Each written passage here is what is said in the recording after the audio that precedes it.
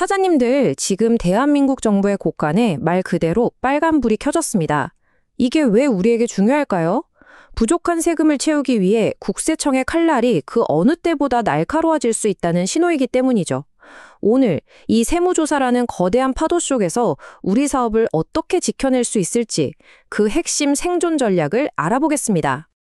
자, 이 숫자 좀 보세요. 59조 1천억 원. 이게 올해 정부가 예상하는 세수 부족액입니다.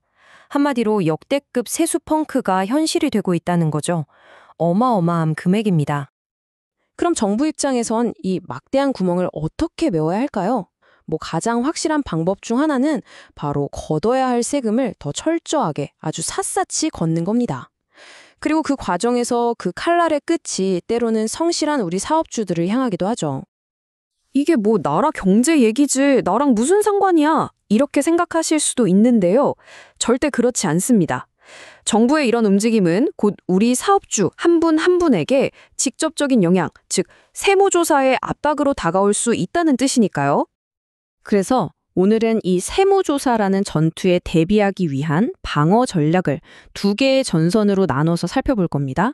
첫 번째는 우리의 회사, 그리고 두 번째는 바로 사장님 개인의 자산을 지키는 방어선입니다. 물론 그렇다고 지금 당장 세무조사 건수가 막 폭발적으로 늘어난 건 아닙니다. 하지만 이런 재정적 압박이 계속되면 상황은 언제든 급변할 수 있어요. 그렇기 때문에 바로 지금이 그 어느 때보다도 철저한 준비가 필요한 시점이라고 할 수 있습니다. 자, 그럼 첫 번째 전선, 바로 기업 방어선부터 구축해 보겠습니다.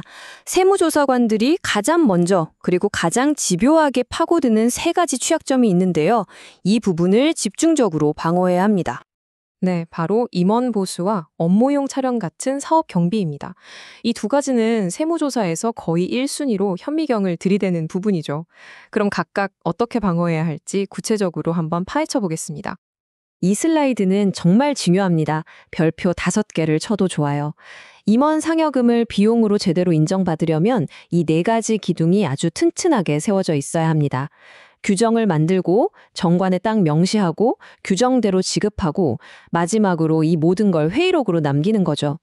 실제로 있었던 일인데 세무조사 때 부랴부랴 만든 티가 나는 도장 인주까지 번져 있는 회의록을 냈다가 당연히 비용으로 인정받지 못한 판례도 있습니다. 기록은 미리 그리고 철저하게 해야 한다는 거 잊지 마세요. 차량 비용도 마찬가지입니다. 리스나 렌트 차량은 연간 1,500만 원까지, 또 구매한 차량은 감가상각비로 800만 원까지는 비교적 간단하게 비용 처리가 가능해요. 하지만 이 금액을 넘어가는 비용을 인정받고 싶다면 그때부터는 아주 상세한 차량 운행일지로 이거 정말 업무 때문에 쓴 겁니다 라는 걸 증명해야 합니다. 만약 증명하지 못하면 그 초과분은 고스란히 대표님 상여금으로 처리돼서 세금 폭탄으로 돌아올 수 있습니다. 자, 이제 두 번째 전선으로 넘어가 보죠. 회사만 잘 막는다고 끝나는 게 아니거든요. 국세청은요, 회사 자금 흐름을 추적하다가 결국 대표님 개인 자산과 가족 간의 돈거래까지 쫙 확대해서 들여다봅니다. 그러니까 회사 방어만큼이나 개인 방어선도 정말 중요합니다.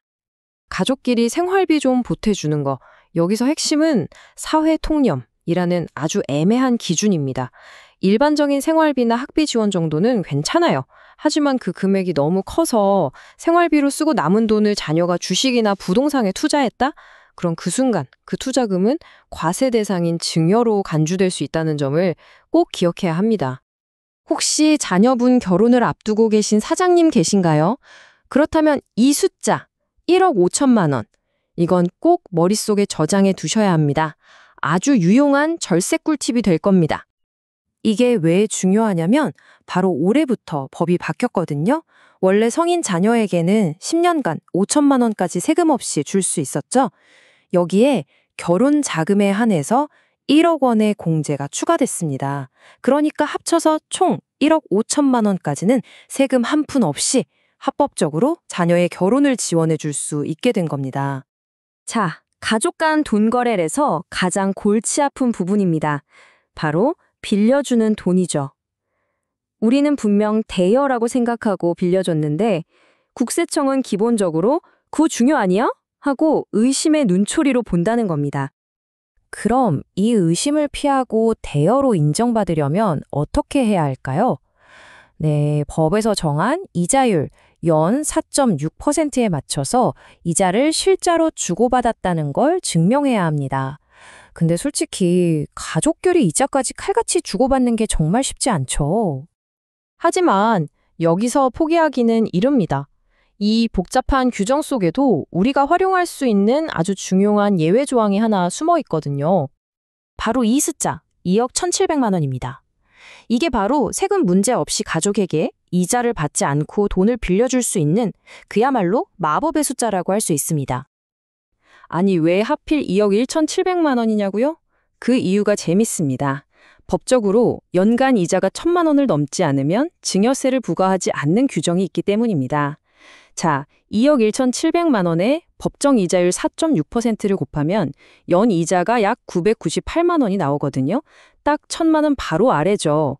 따라서 차용증만 제대로 작성한다면 이 금액까지는 이자 없이 빌려줘도 문제가 되지 않는다는 겁니다.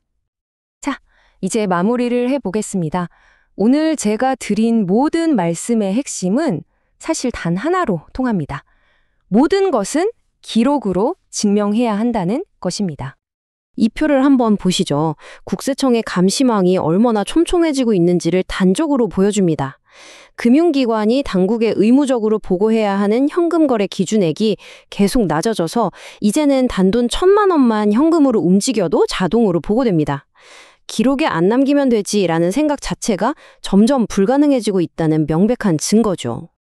그리고 이걸 꼭 기억하셔야 합니다. 세무조사에서 가장 무서운 점은 바로 이것입니다. 모든 입증 책임이 국세청이 아니라 바로 우리 사업주에게 있다는 사실이죠. 이거 업무용으로 쓴 겁니다 라고 아무리 주장해도 그걸 증명할 기록이 없다면 국세청은 그 돈을 그냥 대표님이 개인적으로 썼다고 간주해버립니다. 결국 기록만이 우리의 유일한 방패인 셈입니다. 세무조사는 예고 없이 찾아옵니다. 오늘 이 이야기가 끝난 후에 여러분의 회사와 개인의 재무 기록이 과연 그 갑작스러운 공격을 막아낼 만큼 튼튼한 방패가 되어줄 수 있는지 다시 한번 꼼꼼히 점검해 보시길 바랍니다.